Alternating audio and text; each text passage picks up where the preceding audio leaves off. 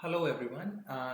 We are discussing questions of NCERT Chapter 1 और हम शायद 1 से 24 तक questions already discuss कर चुके हैं. That was the normal exercise. Today we'll be starting और in this video we'll be talking about additional exercise और इसके कुछ questions cover करेंगे जितने हो पाए. बाकी फिर next video में we'll be finishing this chapter and all other chapters as well. So starting from the first question of additional के साथ एक important चीज़ है कि इसके क्वेश्चंस ना थोड़े कंसेप्चुअल होते हैं और एंट्रेंसेस में एडिशनल से बहुत बार क्वेश्चंस पूछे गए हैं, तो इट्स एन इम्पॉर्टेंट काइंड, तो छोड़ना नहीं चाहिए. और इनफैक्ट अब तो सीबीएसई का भी लेवल काफ़ी इंक्रीज हो रहा है, तो they are asking questions from additional exercises as well. So we should cover all these at least for the development of the concept so that you can deal all types of situations and questions. Starting with question number 25. हम already 24 questions पहले के discuss कर चुके हैं in the previous videos. An oil drop of 12 excess electrons is held stationary under a constant electric field of this much. Millikan's oil drop experiment. Millikan's oil drop experiment था जिसमें उसने charge to mass ratio निकाला था, oil को drop किया था और उसके रिस्पेक्ट में फिर एक सर्टेन पॉइंट आया था जहाँ पे ऑयल होल्ड, मतलब एक बॉडी पे चार्ज है, इमेजिन करो कि एक बॉडी पे चार्ज दिया गया, मतलब उस पर चार्ज ऐड करते जा रहे हैं. एक टाइम आएगा जब वो चार्ज फर्दर एडिशन लेना बंद कर देगा. तो सेम वे उसने एक चार्ज ऑयल ड्रॉप किया था और करता गया था. फाइनली एक टाइम आया था जब इसकी फील्ड इतनी ज़्यादा हो गई थी कि उसने फर्दर ऑयल ड्रॉप को एक्सेप्ट करना बंद कर दिया था, रिपल्शन आ गया था. तो हुआ क्या था कि वो जो ऑयल ड्रॉप था वो बैलेंस आउट हो गया था, मतलब जो ग्रेविटेशनल फोर्स था उसका mg और फिर ऊपर की तरफ जो रिपल्सिव फोर्स लग रहा था इलेक्ट्रोस्टैटिक फोर्स उसकी वजह से. तो वही क्वेश्चन है. An oil drop of 12 excess electrons, एक ऑयल ड्रॉप है जिसपे 12 एक्सेस इलेक्ट्रॉन्स है. इलेक्ट्रॉन्स पहले भी थे उसके ऊपर, लेकिन वो न्यूट्रल था क्योंकि जितने पॉजिटिव चार्ज थे उतने ही नेगेटिव थे, जितने प्रोटॉन थे उतने ही इलेक्ट्रॉन भी थे. बट अब इसके पास 12 एक्सेस इलेक्ट्रॉन्स हैं. 12 एक्सेस इलेक्ट्रॉन्स मतलब इस पर चार्ज कितना होगा, -12 E, जहाँ पे E क्या है 1.6 into 10⁻⁻19 coulomb. This is the charge on this particular oil drop. Is held stationary under a constant field. एक कांस्टेंट फील्ड के अंडर इसे स्टेशनरी रखा गया है 2.55 into 10⁻⁴ newton per coulomb. The density of the oil is, आपको oil की density दी हुई है 1.26 gram per centimetre cube. Estimate the radius of the drop, हमें रेडियस कैलकुलेट करना है r. g की वैल्यू दी हुई है, e की वैल्यू भी दी हुई है मुझे. g इज 9.81, मतलब वो values we can find out from that. और e एक्सपोनेंशियल कांस्टेंट, नहीं सॉरी, अच्छा, E is electronic charge 1.6 into 10⁻⁻19 coulomb. Okay, let's follow up. 12 excess electrons हैं, तो इस पे जो चार्ज है -12 है. सबसे पहले तो अभी देखो ये नीचे गिरेगा क्यों. ये नीचे की तरफ फॉल करेगा because of its weight, that is mg.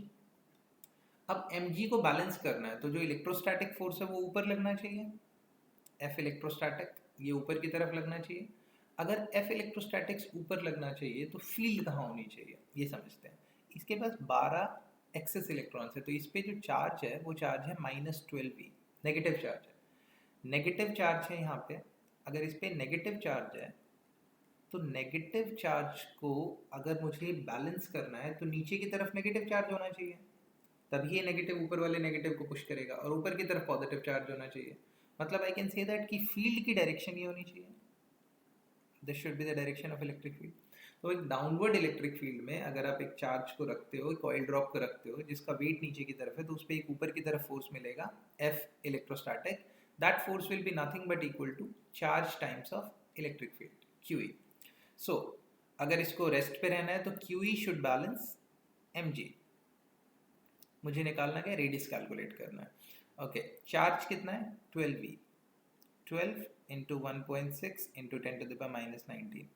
अब देखो मुझे अब मैग्नीट्यूड की ज़रूरत नहीं है, मैं ऑलरेडी बैलेंस करवा चुका हूँ चीज़ें. इनटू इलेक्ट्रिक फील्ड मुझे गिवन है 2.55 इंटू 10⁻⁴.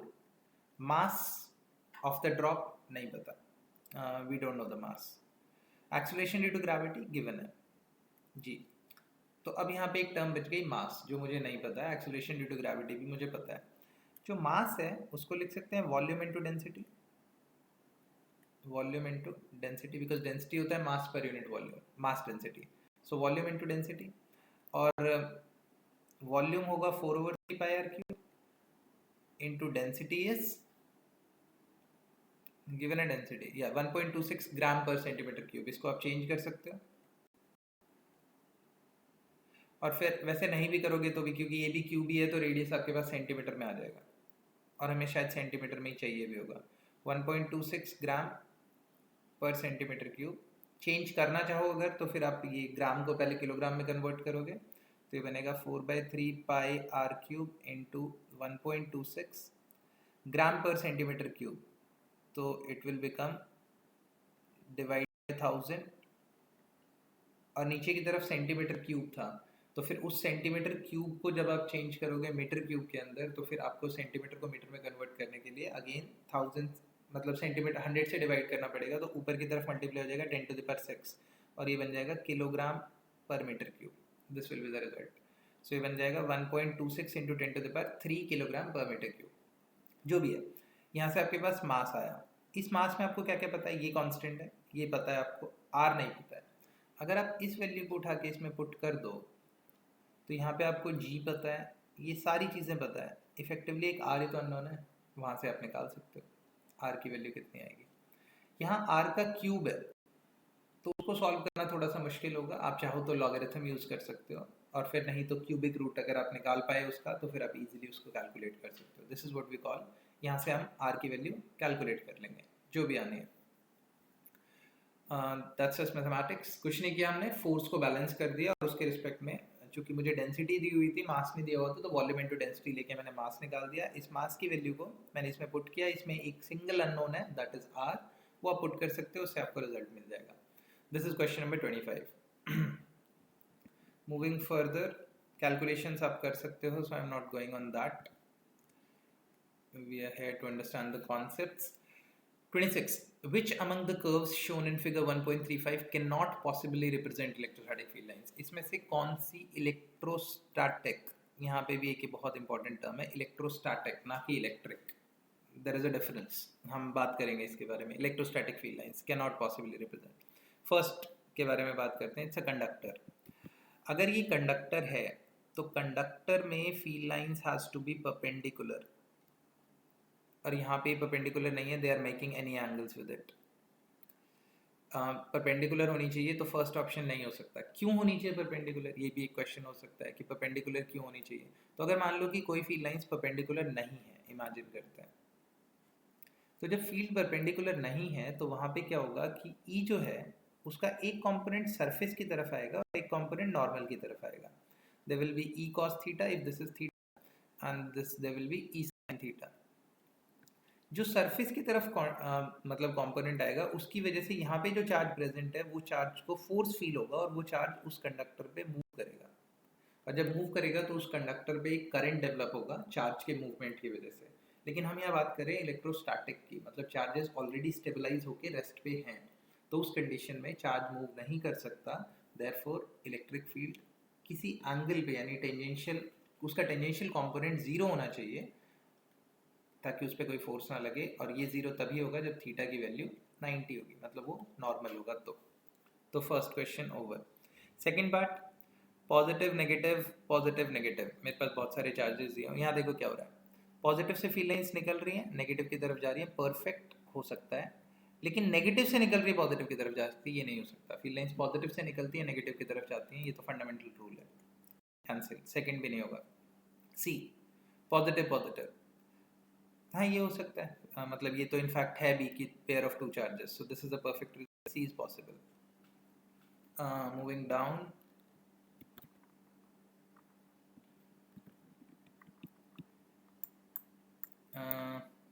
डी, इंटरसेक्शन हो रहा है. अगेन नहीं हो सकती, क्योंकि यहाँ पे इंटरसेक्शन ऑफ फील्ड लाइंस है जहाँ दो फील्ड लाइंस कभी आपस में इंटरसेक्ट नहीं कर सकती एक दूसरे के रिस्पेक्ट में, तो there can be no intersection, क्योंकि दो डायरेक्शंस बन जाती हैं और फिर वो पॉसिबल नहीं होता. यहाँ इसकी बात करें अगर, तो यहाँ क्या हो रहा है, ये फील्ड लाइंस, ओके यहाँ देखो, these are forming close loops. यहाँ एक इंपॉर्टेंट क्वेश्चन पार्ट है. Electrostatic field lines close loop नहीं बनाती.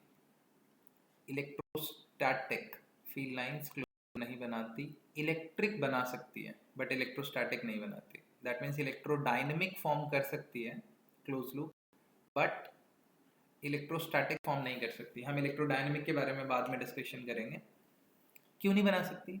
पॉजिटिव से निकलती है, नेगेटिव की तरफ जाती है, तो अगर एक क्लोज लूप बना रही है, इसका मतलब जहाँ से निकली वहीं एंटर कर रही है, तो जो ये तो पॉसिबल है नहीं, पहली चीज़। दूसरी चीज़, इलेक्ट्रोस्टैटिक फील्ड लाइंस कंजर्वेटिव होती है नेचर में, और कंजर्वेटिव फील्ड्स कभी क्लोज लूप फॉर्म नहीं कर सकती, क्योंकि वर्क डन किसी भी पाथ के ऊपर, मतलब अगर आप क्लोज लूप की बात करो तो that will come out to be zero because of a conservative force. तो conservative field lines close loop नहीं बनाती, दिस इज ऑल्सो कैंसिल। तो यहाँ पे एक क्लोज लूप बन रहा है जो कि नहीं हो सकता है। ये इलेक्ट्रोस्टैटिक फील्ड लाइंस है, electrostatic field lines close loop नहीं फॉर्म करती, ध्यान रखना। इलेक्ट्रोडायनेमिक के बारे में हम तब डिस्कस करेंगे जब हम मैग्नेटिज्म पढ़ेंगे। This is question number 26। Moving further, 27. If we talk about question 27 here, in a certain region of space, electric field is along the z direction throughout. एक स्पेस में एक सर्टेन रीजन है जहाँ पे इलेक्ट्रिक फील्ड जो है z direction में, मान लो कि मैं इसे z मान लेता हूँ, तो this is x, this is y and this is z, this is y, this is x, this is z। मैंने एक कोऑर्डिनेट एक्सिस अज्यूम किया, और फिर z डायरेक्शन में electric field, in a certain region of space electric field is along the z direction, this is the direction of electric field in the z direction. ठीक है, जो भी है, मुझे नहीं पता क्या होगा। The magnitude of the electric field is, however, not constant but increases uniformly along the positive z direction. Now हो क्या रहा है कि फील्ड तो एक डायरेक्शन में है, that is fine, but the magnitude is not constant and it is increasing in the positive z direction. Increasing in the positive z direction. This is positive z, and at the rate of 10 to the power 5 Newton per coulomb per meter. मतलब dE over is 10 raised to the power 5 Newton per coulomb per meter. हर एक metre में 10 to the power 5 का change आ जाता है, that is what we call as rate of change in electric field. dE by dz is 10 to the power 5 Newton per coulomb. What is the force and torque experienced by a system having a total dipole moment equal to 10 to the power minus 7 coulomb meter in the negative z direction? Dipole अगर आपको याद हो तो minus Q plus Q का जो system होता है separated by a small distance is normally known as a dipole, और जिसका जो डाइपोल मोमेंट होता है वो एक वेक्टर क्वांटिटी होती है जो कि नेगेटिव से पॉजिटिव की तरफ पॉइंट करता है, और जिसे हम पी से डिनोट करते हैं, और जो कि चार्ज टाइम्स सेपरेशन होता है, जो भी है उनके बीच का separation, this is what we call as P. इन्होंने कहा what are the force and torque experienced by a system having a total dipole moment equal to 10 to the power minus 7, P पता है मुझे, in the negative z direction. Dipole moment negative z में रखा हुआ है, ये positive z है, तो डाइपोल मोमेंट जब नेगेटिव z में रखेंगे तो basically this will be the dipole moment, this is p, negative z direction में, पॉजिटिव z मैंने इसको अज्यूम किया हुआ है, तो मतलब यहाँ पे नेगेटिव चार्ज है और यहाँ पे पॉजिटिव चार्ज है, ये समझने की ज़रूरत है यहाँ पे। ओके, सबसे पहले आते हैं टॉर्क। देखो यहाँ पे जो फोर्स लगेगा इस नेगेटिव चार्ज के ऊपर, वो फोर्स लगेगा, इससे यहाँ पे जो फोर्स लगेगा, इलेक्ट्रिक फील्ड लाइंस पॉजिटिव से निकलती हैं और नेगेटिव की तरफ एंटर करती हैं, तो इफेक्टिवली इस नेगेटिव को ये वाला नेगेटिव पुश करेगा, पॉजिटिव अट्रैक्ट करेगा, तो इस पे जो फोर्स लगेगा इस नेगेटिव चार्ज पे वो लगेगा इस तरफ, मान लो कि मुझे नहीं पता कितना होगा, मान लेते हैं QE1 जो भी है, और इस पॉजिटिव पे जो फोर्स लगेगा ये पॉजिटिव इसे रिपेल करेगा, ये नेगेटिव इसे अट्रैक्ट करेगा, तो वो लगेगा QE2। चार्जेस तो सेम होंगे लेकिन फोर्सेस अलग अलग होंगे, QE1 एंड QE2। ओके, कौन ज़्यादा होगा? तो अगर आप थोड़ा सा ध्यान दो तो इस डायरेक्शन में फील्ड बढ़ रही है, तो E1 की वैल्यू ज़्यादा होगी E2 के रिस्पेक्ट में, तो मतलब जो QE2 का फोर्स है वो कम होगा, QE1 का फोर्स ज़्यादा होगा, तो इफेक्टिवली इस डाइपोल पे एक फोर्स लगेगा इस तरफ, F net will be in this direction, negative z direction में ये फोर्स होगा डाइपोल के ऊपर। क्यों? क्योंकि QE1 ज़्यादा है, QE2 कम है। ये पहला काम। फिर से बता रहा हूँ क्या किया हमने। डाइपोल दिया हुआ है आपको नेगेटिव z डायरेक्शन में प्लेस करने के लिए, यहाँ पे माइनस क्यू है, ये प्लस क्यू रखा गया। डाइपोल की डायरेक्शन, डाइपोल मोमेंट की डायरेक्शन ये है। नेगेटिव क्यू पे एक फोर्स लगेगा जो कि नेगेटिव वाला पुश करेगा, पॉजिटिव वाला अट्रैक्ट करेगा, तो फिर वो होगा QE1 इस तरफ। पॉजिटिव क्यू पे जो फोर्स लगेगा वो इस साइड लगेगा QE2। लेकिन कहा गया है कि पॉजिटिव जेड की तरफ इलेक्ट्रिक फील्ड बढ़ रही है, तो जो E1 की वैल्यू होगी वो ज़्यादा होगी E2 की वैल्यू के रिस्पेक्ट में मैग्नीट्यूड वाइज। तो जब ज़्यादा होगी तो लेफ्ट वाला फोर्स ज़्यादा होगा, मतलब इधर वाला फोर्स ज़्यादा होगा, तो करस्पॉन्डिंगली बॉडी पे जो नेट फोर्स आएगा वो इस साइड आएगा। कितना आएगा क्या आएगा वो हम निकाल सकते हैं, व्हाट आर द फोर्स, वो आपसे पूछा गया बाद में, तो वो निकालेंगे अभी थोड़ी देर में। तो फोर्स होना वैसे ये चाहिए QE1 माइनस E2, जो भी वैल्यू आएगी। देखते हैं। ये पहला केस। दूसरा केस टॉर्क। अगर आप थोड़ा सा ध्यान दो तो टॉर्क तो होगा ज़ीरो। क्यों? क्योंकि सिस्टम रोटेट नहीं करेगा। जो फोर्स है वो फोर्स एक यहाँ लग रहा है, एक यहाँ लग रहा है, तो हो क्या रहा है कि जब मैं फोर्सेस ऐसे लगा रहा हूँ तो इसके बीच में कोई टॉर्क नहीं होगा। क्यों? क्योंकि टॉर्क होता है R क्रॉस F, और फिर यहाँ पे R और F के बीच में जो एंगल है दैट इज 180, और यहाँ पे जो R और F के बीच में एंगल है दैट इज 0। सो फिर साइन 0 और साइन 180 दोनों ही 0 होते हैं। तो करस्पॉन्डिंगली जब मैं टॉर्क लिखूंगा तो torque will come out to be as R cross F and effectively angle is 0, so therefore it will vanish out to be as 0। Torque तो नहीं होगा, फोर्स होगा, जो कि हम बता भी रहे हैं कि F नेट इस तरफ होगा। और दूसरी चीज़ ऐसे भी सोच सकते हैं, रोटेट कहाँ हो रहा है, मतलब इसको, इस पेन को अगर आप इधर से पुश करो और इधर से पुश करो, रोटेट नहीं होगा अनलेस ये किसी एंगल पे ना हो। अगर ये इस एंगल पे होता तो ये रोटेट हो जाता। इसकी बात करते हैं F नेट, फोर्स कितना होगा। तो F net should come out to be QE1 minus E2, यही होना चाहिए मैग्नीट्यूड वाइज, क्योंकि E1 बड़ा है E2 छोटा है। माइनस E2 कितना होगा, तो देखो DE over DZ 10 to the power 5 Newton per coulomb per metre है। इतना मतलब एवरी मीटर में 10 to the power 5 Newton per coulomb का डिफरेंस आ जाता है। तो DE कितना होगा, अगर आप ध्यान दो तो DE will come out to be 10 to the power 5 into जितना भी डिस्टेंस हम ट्रैवल करें, मतलब जो चेंज आएगा वो चेंज आएगा जितना डिस्टेंस हम ट्रैवल करेंगे Z की तरफ, इंटू जो उसके चेंज होने का रेट है 10 to the power 5 into delta Z। तो ये बन गया Q into delta E will come out to be 10 to the power 5 del Z। और अगर आप ध्यान दो तो Q into delta Z is nothing but charge into delta Z। इतने के बीच में मुझे चेंज निकालना है ना, E1 E2 के बीच में कितना चेंज आया, तो delta Z is nothing but the separation between the two charges. तो charge into separation will give me dipole moment into 10 to the power 5, 5 और माइनस 5। P की वैल्यू आपको क्वेश्चन में दी हुई है 10 to the power -7, तो ये बन गया 10 to the power -7 into 10 to the power 5 effectively comes out to be 10 to the power -2 Newton। That will be the force towards minus Z direction. तो आप लिख सकते हो minus K cap. This will be the force on the particular body and there will be torque which will be 0। ये एक अच्छा question है। Normally मतलब एग्जाम एंट्रेंसेस में इस तरह की सिचुएशन आपसे पूछी जाती है जहाँ पे वेरिएशनल इलेक्ट्रिक फील्ड होता है, जहाँ पे इलेक्ट्रिक फील्ड डिस्टेंस के साथ साथ बदल रहा होता है या चेंज हो रहा होता है। तो this is question number 27।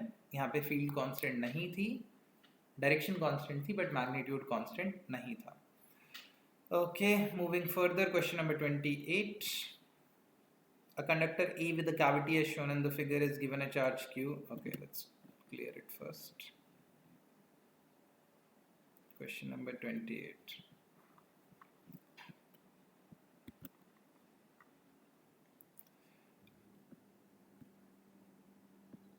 A conductor A with a cavity as shown in figure 1.36a is given by a charge Q. ये कंडक्टर दिया हुआ है आपको। Show that the entire charge must appear on the outer surface of the conductor। पहला काम तो आपको proof करना है कि सारा का सारा चार्ज सरफेस पे बाहर अपीयर करेगा। Okay, let's try to understand it. ये मेरे पास एक सिचुएशन है जिसमें मुझे चार्ज दिया हुआ है Q और इसमें एक कैविटी है जो कि मतलब A लिखा हुआ है यहाँ पे, पता नहीं क्यों लिखा हुआ है, A क्या है। Another conductor B with charge Q is inserted into the cavity keeping B insulated from। अच्छा ओके, इस कंडक्टर का नाम A है बेसिकली, इस पूरे कंडक्टर का। और फिर ये जो रीजन है this is all the conductor portion and inside जो ये अंदर वाला रीजन है दैट इज द कैविटी। वो कैविटी है, अंदर खोखला है, that is what we call as cavity means. Show that the entire charge must appear on the outer surface. मुझे ये शो करना है कि सारा का सारा चार्ज बाहर ही अपीयर करेगा, ये मुझे निकालना है। Okay, let's try to find out कि हम कैसे कर सकते हैं ऐसा। ओके,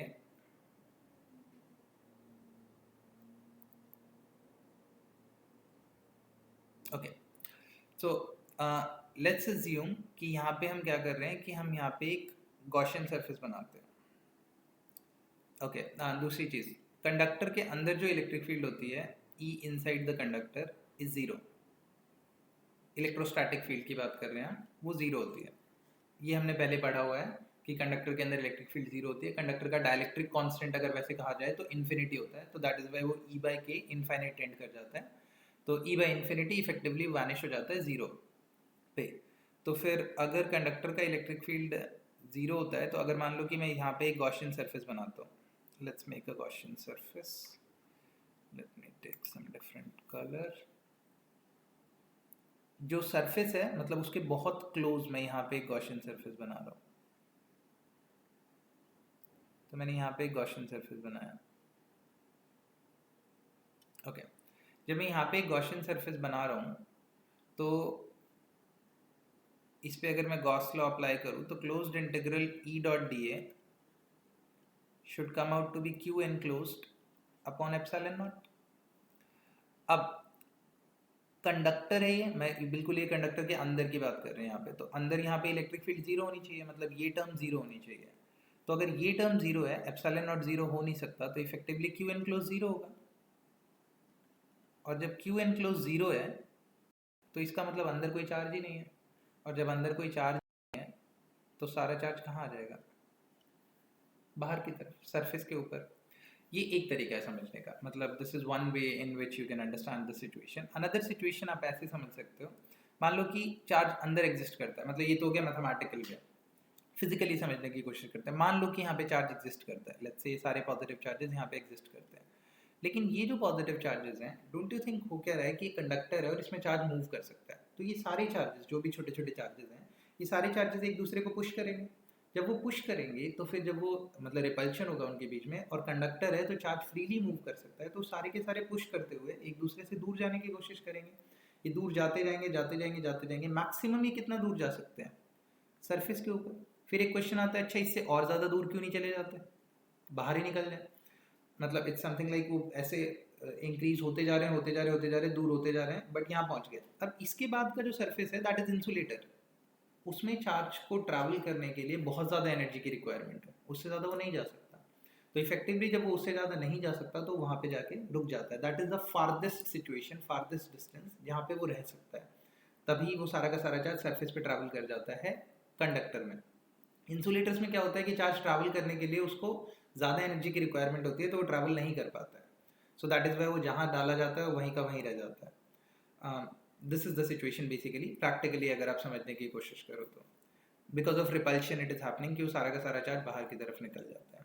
और इनफैक्ट अगर ऐसा पॉसिबल होता कि मान लो कि इसकी शेप चेंज हो सकती है, इनफैक्ट एक क्वेश्चन भी पूछा गया था एक बार IIT में कि अगर मान लो एक सोप बबल है, इस सोप बबल को मैंने चार्ज दे दिया, पॉजिटिव चार्ज या नेगेटिव चार्ज कुछ भी, तो क्या होगा? तो सोचो ये पॉजिटिव चार्जेस अभी भी दूर जाने की कोशिश कर रहे हैं। सोप बबल चूंकि हल्का सा एलिमेंट है, तो मतलब जो भी स्ट्रक्चर है वो काफ़ी कमज़ोर है, तो होगा क्या, ये पॉजिटिव चार्जेस कोशिश करेंगे कि उस सोप बबल से को और बड़ा कर दें। मतलब इफेक्टिवली होगा कि चार्जेस आपस में रिपेल करेंगे और सोप बबल बड़ा होता चला जाएगा। After a certain time soap bubble फूट जाएगा। So that is why, this is the physical reason कि मतलब वो चार्जेस सरफेस पे क्यों रिसाइड करते हैं। और फिर ये तो मैथमेटिकल हो ही गया कि Q enclosed जीरो होगा, दैट्स द केस। इसका B part, another conductor B with charge Q is inserted into the cavity keeping B insulated from A. Okay, अच्छा यहाँ पे इन्होंने एक छोटा सा कंडक्टर डाल दिया B, keeping B insulated from A, show that the total charge on the outside surface of A is Q plus Q. A sensitive instrument is to be shielded from the strong electrostatic fields in the environment. Suggest a possible way. Okay, let's try to do B part of the same question. Question 28 part B. मेरे पास यही एक दोबारा से मैंने एक surface लिया, ये इसके अंदर कैविटी थी, और इस कैविटी के अंदर अब एक छोटा सा और कंडक्टर है। मेरे पास अब दो कंडक्टर्स हैं, मैं उनको कलर कर देता हूँ। ये है मेरे पास एक कंडक्टर और ये है मेरे पास दूसरा कंडक्टर, और ये जो बीच में जो पोर्शन है दैट इज अ कैविटी। ये है बी और ये है ए। ओके, नाउ आपसे कहा गया इस पे जो चार्ज दिया हुआ है वो दिया हुआ है क्यू, स्मॉल क्यू, और इस पे जो चार्ज दिया हुआ है वो दिया हुआ है capital Q. Okay, show that the total charge on the outside surface of A is Q plus Q। पहले फिजिकली समझने की कोशिश करते हैं। इस Q की वजह से यहाँ पे एक चार्ज इंड्यूस होगा, that will come out to be as minus Q।